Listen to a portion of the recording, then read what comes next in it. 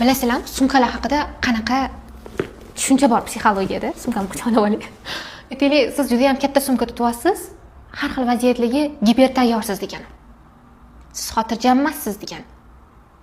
Siz hamma joyda bo'lishga va har doim hamma narsaga tayyor bo'lishga harakat qilasiz degani. O'ta katta sumka tutadigan qizlar hamma narsani ushlab qolishga intilishadi. Hamma narsani kontrol qilishga, nazorat qilishga. Endi to'g'ri buni tegida iliy sabablari bor. Ularning telefonidan zaryadka bor, krem bor, pudra bor, vlajniy bor, nina bor, ip bor. Hamma narsa bor.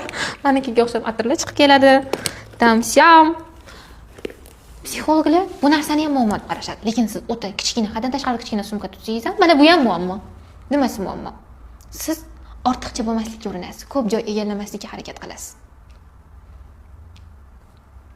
Unda gap qanaqa sumka tutishingizda emas, to'g'ri qanday sumka tutishingiz siz haqingizda ma'lum bir simptomlarni aytadi, lekin bu sizga tamg'a yopishtirmaydi. Shuning uchun vahimalamasdan bilgan sumkangizni tutib yuravering.